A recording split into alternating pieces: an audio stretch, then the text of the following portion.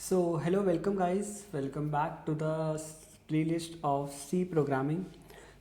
आज के लेक्चर में हम देखेंगे कि वेरिएबल्स क्या होते हैं और डेटा टाइप्स क्या होते हैं।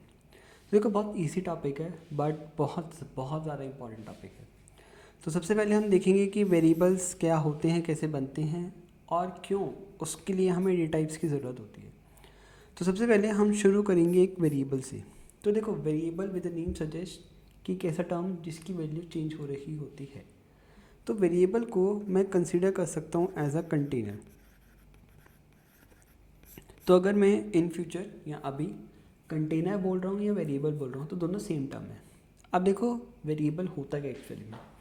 वेरिएबल एक कंटेनर की तरह होता है जिसके अंदर मेरे को कुछ कंडीशंस को अप्लाई करना होता है। सबसे पहले मेरे को क्या करना पड़ता है, उस कंटेनर का ना सबसे पहले मेरे को कुछ नेम डिफाइन करना पड़ेगा। तो इस कंटेनर का मैंने कुछ प्रॉपर्टी डिफाइन करी। उसमें सबसे पहली प्रॉपर्टी आती है इस कंटेनर का नेम। क्योंकि कोई भी चीज़ को अगर मैं रख रहा हूँ या किसी चीज़ को अगर मेरे को बुलाना है तो मैं क्या करूँगा, उसके नेम से ही बुलाऊँगा। तो सबसे पहले हमने इस वेरिएबल का नेम कुछ डिफाइन कर दिया। अब सेकेंड चीज़, क्योंकि हम प्रोग्रामिंग की बात कर रहे हैं तो मेरे को डिफाइन करना पड़ेगा इस कंटेनर में या इस वेरिएबल में किस तरीके की वैल्यू आ सकती है। क्योंकि ये कंटेनर यूनिवर्सल कंटेनर नहीं है, एक ऐसा कंटेनर है जिसमें सिर्फ एक तरीके की वैल्यू आ सकती है। वैल्यू किस तरीके की आ सकती है, वो टर्म आती है डेटा टाइप्स, कि किस तरीके का डेटा मैं एक वेरिएबल के अंदर डाल सकता हूँ। तो अभी के लिए मैं वेरिएबल को थोड़ा सा स्लाइटली छोड़ता हूँ और मैं आता हूँ डेटा टाइप्स पे, कि डेटा टाइप्स क्या होते हैं और क्यों वो मेरे वेरिएबल से रिलेटेड हैं। तो देखो, डेटा टाइप्स मतलब किस तरीके का डेटा, ठीक है। तो अगर मैं प्रोग्रामिंग छोड़ो, अगर मैं यूनिवर्स में किसी भी चीज़ की बात करूँ तो मेरे पास सिर्फ दो तरीके का डेटा होता है। एक तो डेटा होता है नंबर्स और दूसरा डेटा होता है कैरेक्टर्स। नंबर्स मतलब जो कि रेंज कर रहा है मेरा -इन्फिनिटी से लेकर +इन्फिनिटी तक, और जो कैरेक्टर्स है वो रेंज कर रही हैं ए से लेकर जी तक। अब इसमें स्मॉल भी आ सकता है, बड़े भी आ सकते हैं। जो स्पेशल कैरेक्टर्स हैं like multiplication, division, addition, subtraction, backslash, कुछ भी वो सब एक कैरेक्टर ही तो हैं। तो सिर्फ दो चीज़ों में सारा डेटा हमारा इस वर्ल्ड का डेटा बना हुआ है। The first is number and the second is your characters. But ये सब चीज़ें भी प्रोग्रामिंग के केस में अलग अलग पार्ट्स में सेग्रीगेट हो रखी हैं। तो हम देखते हैं कि किस किस तरीके के डेटा टाइप्स हम प्रोग्रामिंग के अंदर बढ़ते हैं। तो जो पहला डेटा टाइप होता है वो होता है मेरा इंट। इंट मतलब इंटीजर। अगर मैं इसकी फुल फॉर्म देखूँ तो इंटीजर मतलब एक ऐसी वैल्यू जो नेगेटिव भी हो सकती है, जो ज़ीरो भी हो सकती है, जो पॉजिटिव भी हो सकती है। तो अगर मैं इंटीजर की एक जनरल रेंज की बात करूँ तो वो रेंज होती है -2 इंटू 10⁻9 से लेकर +2 इंटू 10⁻9 तक। इस रेंज में जितने भी नंबर्स आते हैं वो एक इंटीजर डेटा टाइप का पार्ट होते हैं। अब जो हमारा इंटीजर होता है वो हमारे पूरे सीपीयू की 4 बाइट्स ऑफ मेमोरी को करता है कंज्यूम। मतलब छोटा ही समझ लो, डिपेंडिंग कि आप किस तरीके का इंटीजर बना रहे हो या कहाँ पे उसको यूज़ कर रहे हो, किस प्रोग्रामिंग लैंग्वेज में आप यूज़ कर रहे हो।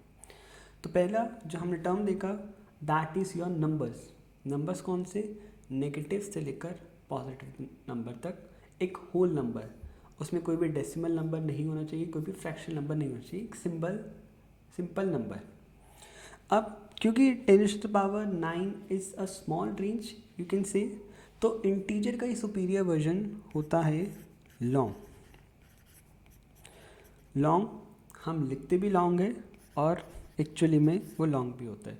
तो लॉन्ग मैं कह सकता हूँ कि इंटीजर का एक सुपीरियर वर्जन है, ठीक है। अब लॉन्ग की रेंज क्या होती है, तो अगर मैं लॉन्ग की रेंज की बात करूँ तो वो होती है -2 इंटू 10⁻18 से लेकर 2 इंटू 10⁻18 तक। इसका मतलब इसकी रेंज काफ़ी ज़्यादा होती है एज़ कम्पेयर टू इंटीजर, काफ़ी ज़्यादा इसकी रेंज होती है। तो सुपीरियर वर्जन मतलब ज़्यादा उसकी रेंज। तो क्योंकि ये ज़्यादा सुपीरियर है इंटीजर से, तो ये 8 बाइट्स ऑफ मेमोरी को कंज्यूम करता है मेरी मेमोरी के, ठीक है। तो मतलब ये ज़्यादा मेमोरी कंज्यूम करता है। ऑल्दो लॉन्ग की उतनी ज़्यादा ज़रूरत पड़ती नहीं है कि अगर मैं प्रोग्रामिंग की बात करूँ, इंटीजर से हमारा सारा काम चल जाता है क्योंकि इतना ज़्यादा बड़ा नंबर हम कभी यूज़ नहीं करते हैं। So the first important main thing is your integer.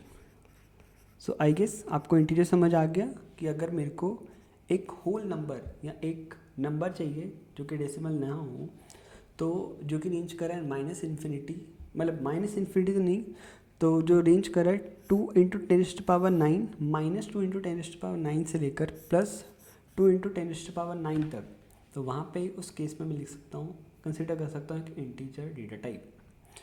अब क्योंकि मैंने इसमें आपको बताया कि सिर्फ मैं एक होल नंबर ही ले सकता हूँ विदाउट एनी फ्रैक्शन नंबर, तो सेकंड चीज़ जो हमारे पास आती है वो होती है एक डेसिमल नंबर।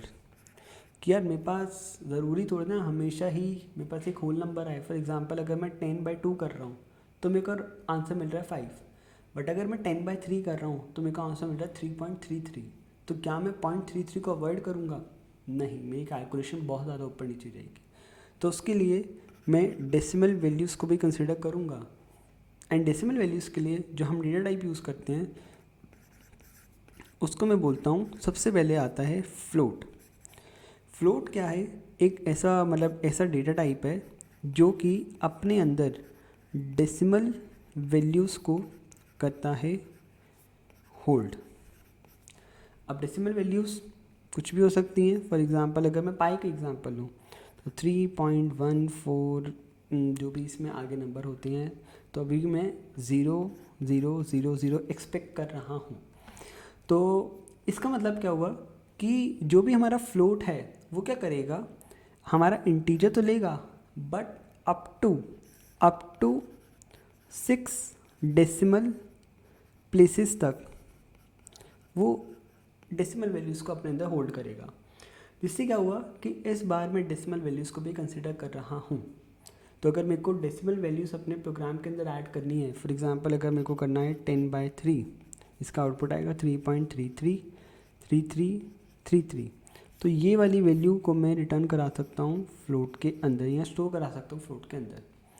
अब क्योंकि अगेन फ्लोट जो है वो इन्फीरियर डेटा टाइप है, मतलब बहुत बड़ा डेटा टाइप नहीं है, तो ये अगेन मेमोरी कंज्यूम करता है 4 बाइट्स की, ठीक है। तो अगर आपको कभी भी डेसिमल जो भी डेटा है उनको स्टोर करना है तो आप उनको स्टोर करोगे एक फ्लोट डेटा टाइप के अंदर। अब फ्लोट का ही सुपीरियर वर्जन होता है जिसको मैं बोलता हूँ डबल। तो डबल क्या है? Double is the name of the data type, जो कि क्या करेगा, जो कि है सुपीरियर वर्जन किसका? सुपीरियर किसका है? ये फ्लोट का है। अब डबल क्या करेगा कि जैसे जो हमारा इंट है, जो फ्लोट है, वो क्या करता है, सिर्फ up to 6 decimal places of values को होल्ड करता है। ये करता है अप टू 14 से लेकर 15 डेसिमल प्लेसेस तक वैल्यूज़ को कर सकता है होल्ड। मतलब ऑलमोस्ट डबल से भी ज़्यादा रेंज हो गई जो कि फ्लोट हमें दे रहा था। क्योंकि सुपीरियर वर्जन है तो इस डेटा भी ज़्यादा होल्ड करेगा। अब ये डेटा भी ज़्यादा होल्ड कर रहा है मतलब ये मेमोरी भी ज़्यादा कंज्यूम करेगा, मतलब ये 4 की जगह 8 बाइट्स ऑफ मेमोरी मेरे प्रोग्राम के अंदर करेगा होल्ड। इसकी वजह से ज़्यादा मेमोरी स्पेस कंज्यूम करेगा। अब देखो, अगर मैं जनरल नॉर्मल फॉर्म की बात करूँ तो हम इतनी ज़्यादा डेसिमल प्लेसेस जो कि डबल हमें प्रोवाइड करते हैं उसको कभी भी यूज़ नहीं करते, क्योंकि उससे क्या होता है, प्रोग्राम्स कॉम्प्लेक्स ही होता है और माइनस ही कैलकुलेशन में ही डिफरेंस आता है।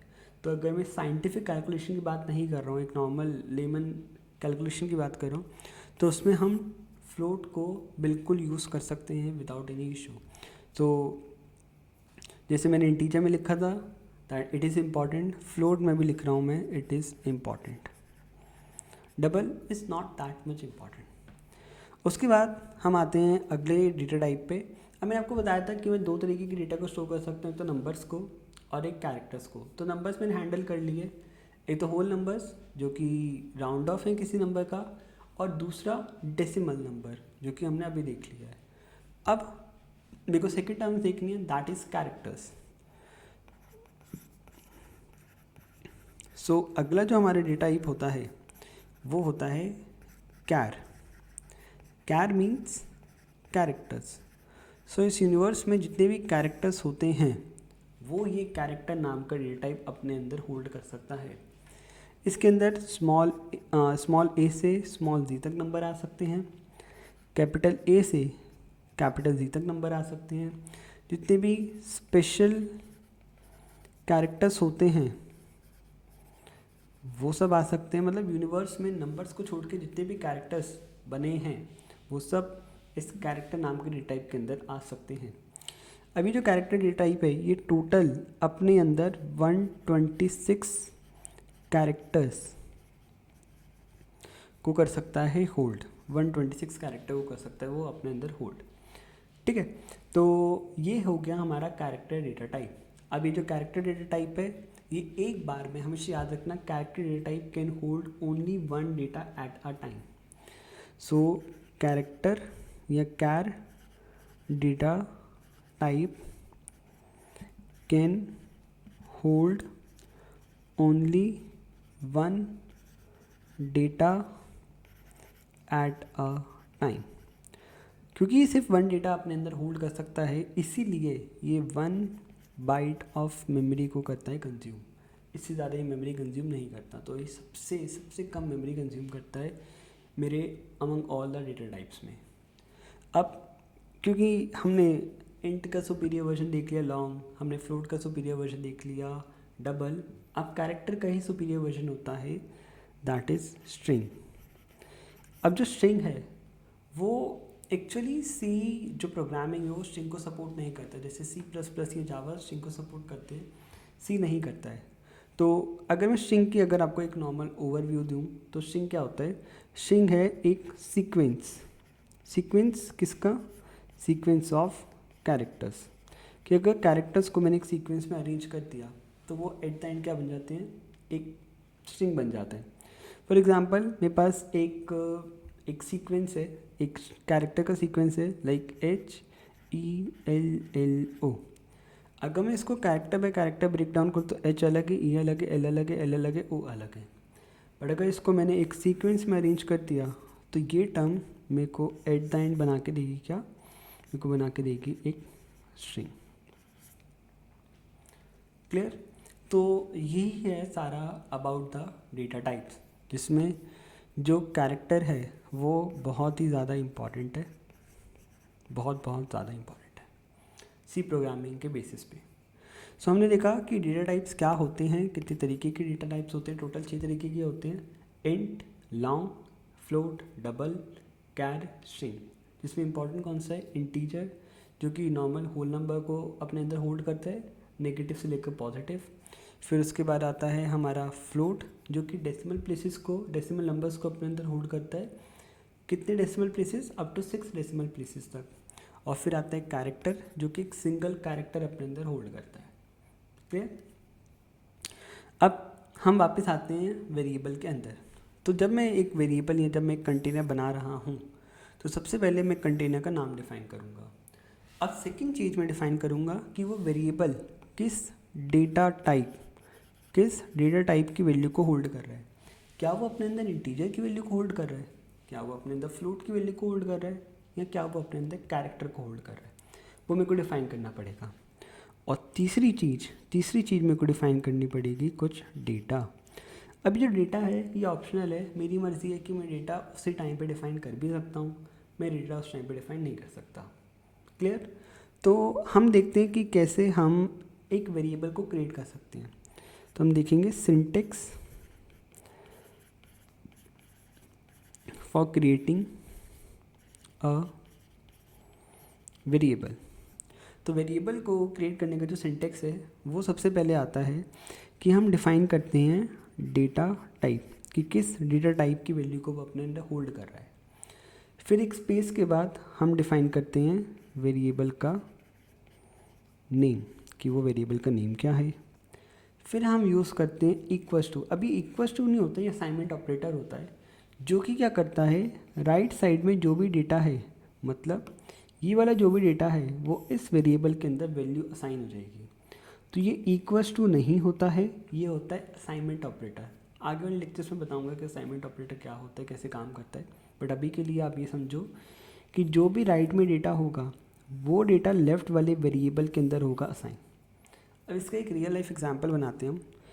तो सबसे पहले मैं एक इंट टाइप का वो डेटा टाइप बनाता हूँ जिसके अंदर मैं कुछ वेरिएबल को नेम का वेरिएबल नेम असाइन करूँगा। तो मैंने एक वेरिएबल बनाया एज नाम का। इस एज नाम के वेरिएबल को मैंने डिफाइन कर दिया, इसका डेटा टाइप है इंट, और इसके अंदर मैंने वैल्यू असाइन कर दी 24। दैट्स इट, मैंने एक वेरिएबल बनाना सीख लिया। अब इसी तरीके से मैं एक वेरिएबल बना सकता हूँ पाई के नेम से, और इसका डेटा टाइप मैं डिफाइन कर दूंगा फ्लोट से, और मेरे को पता है पाई अपने अंदर डेसिमल वैल्यू होल्ड करता है लाइक 3.14।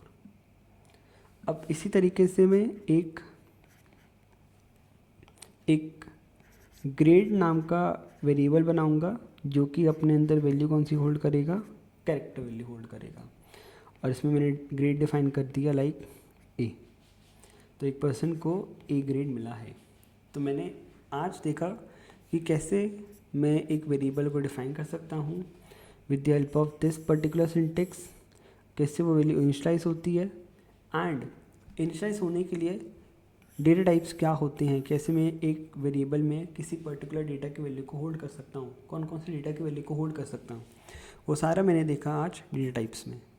तो आज का lecture is all about variables and data types. So अगर आपको समझ आया तो इट्स गुड, एंड हम मिलते हैं फिर नेक्स्ट वीडियो में। Thank you so much for watching this video.